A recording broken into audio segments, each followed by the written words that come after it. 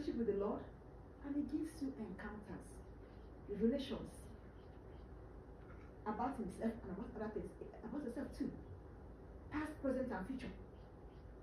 In your altars. I said that when you go to the altar, you stay there. Altar is the place where you go to tarry, not the place where you go and run. No, in altars you stay there and tarry. And we also say that prophets, the backup, the fuel behind the prophetic ministry is your personal altar. What do you do with God in your personal altar? How powerful your personal altar is determines how powerful your ministry will be. You have a weak prayer altar, you have a weak ministry. You'll be mighty in words but no deeds. This person was mighty in words and deeds because he had a powerful prayer altar. You say so it's in the morning session at the Garden of Gethsemane. He went to solitary places to pray. He went to deserts to pray too. Now we look at the mountains. He went to mountains to pray. Matthew chapter 14 verse 23. It says, and when to say, and straight away Jesus constrained his disciples to get into a ship. That's after doing the miracles. You know, he fed them. After doing the miracles, he constrained his disciples to get into a ship and to go before him onto the other side while he sent multitudes away. And when he had sent multitudes away, he went up into a mountain apart to pray. He went up into a mountain apart. Personal altar. He went up into a mountain apart to pray, and when the evening was come, he was there alone praying. Personal altar. He was there alone praying, not communal. No prophet climbs heights by communal altar. Thank God for your prayer warriors. Thank God for your intercessors. Your personal altar is the fuel for the ministry. Fuel for the ministry.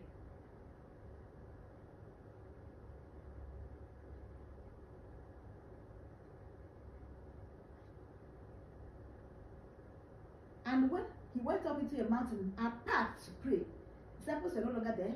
Apostles were no longer there. He separated himself to go and pray. Apart. And when the evening was come, he was there alone. In your altars, you are there alone with God. Mark chapter 6, verse 6 says the same thing. Mark chapter 6, verse 6 says the same thing. Mark chapter 6, verse 46 says, and when he had sent them away, he departed into a mountain to pray. After the miracles, you know, one of the things that keep us is that when we finish miracles, we stay to enjoy the miracles. We stay to hear them talk about it. That's why these testimonies we give in church are very good, but they have also become the undoing of many ministers. Has put pride, arrogance, as if you are the one doing the doing. It's not you, it's God. Jesus Christ didn't stay to take testimonies. He finished the miracles of feeding them, and off he went to go and pray. Testimonies are good for so that people who are around can receive faith to come and have faith to receive the miracles. But let it not be your undoing. But some have faith when the testimonies that were coming began to enter their head. I heard about a woman of God that said he became an atheist. Why? This man was moving in miracles, mighty miracles. Moving in miracles. So then there was one miracle that was supposed to be the highlight of the, and he prayed, and the conviction I usually had when the miracles happened came. And you know that the gift has been released for the person to get healed. The person didn't get healed. The person even died. The man became an atheist. So he wasn't, because he felt he was one doing it. His glory was at stake. His glory was at stake. It's not you. Even the Lord said that what I said I do and do. He gave the glory to the Father. The works I do say, show that my Father sent me. When you finish, don't linger, don't linger in ashes. If it has passed, it has passed. Look for the future. So that the ashes of your former glory is not destroy your ministry. When you stay to bask on the, when I was in London, and pride has stayed. You won't climb further with pride. Jesus Christ didn't even stay. Sometimes they would tell no man, I did. of our own. You put the and this one is going, cameraman, capture this, capture this, capture this, so that it will boost my ministry. Apostles may do it, teachers may do it, but you know the strength of the prophet is the Lord. The things that others may do and get away with, people want that. The Lord said his mouthpiece. Yes, he doesn't want to corrupt. Luke chapter 2, Luke chapter 6, verse 12. And it came to pass in those days that he went out to a mountain to pray and continued all night in prayer to God. Who was this? Jesus Christ of Nazareth, Son of the Most High God, incarnate of the Holy Ghost, going to do all night. Why? With all the gifts, he wasn't ministering from gifts. He wasn't ministering from graces. He was ministering from fellowship. Don't let the gift take away from the man from the giver. That's why God will give us anointing today, He will give us power today, and He will use us. He won't see us again. Because we're praying about paying all the price to collect the power and anointing. Once we get them, we will zoom off. Just as I already collected anointing power. Yeah? That's why the Bible says in Luke chapter 4, when he came out from the mountain, power was everywhere, Holy Ghost was everywhere. Yet, and it came to pass in those days that he went out into a mountain to pray and continued all night in prayer to God in the mountain.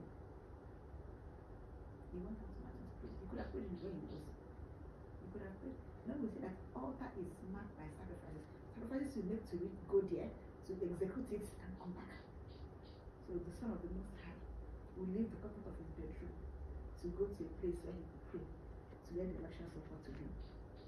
And when it was day, he called unto him his disciples, and of them he chose. See, in the day he called his disciples, at night he stayed alone to face God and to get the blueprint of each day's work from the Lord, fresh from the Master.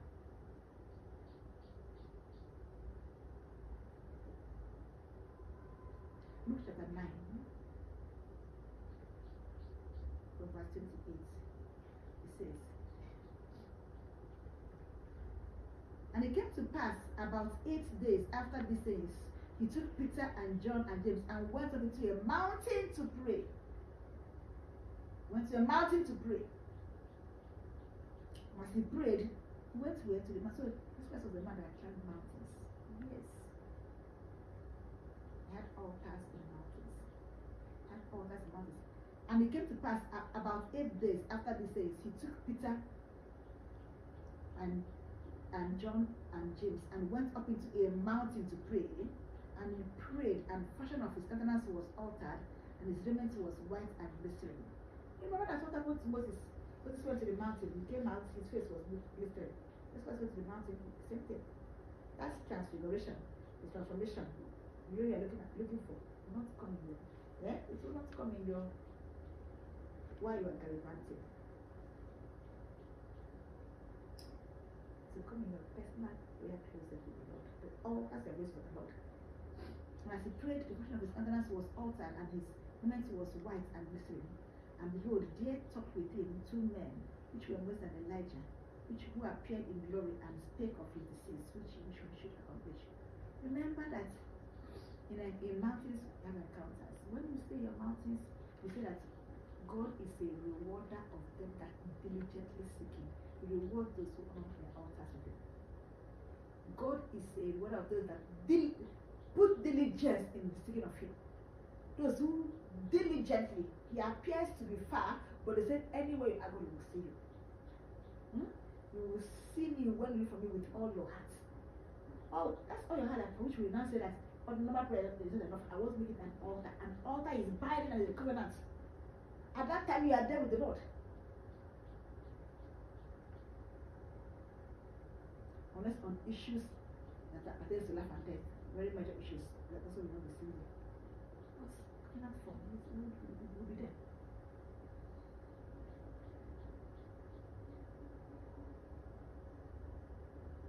So he had encounters.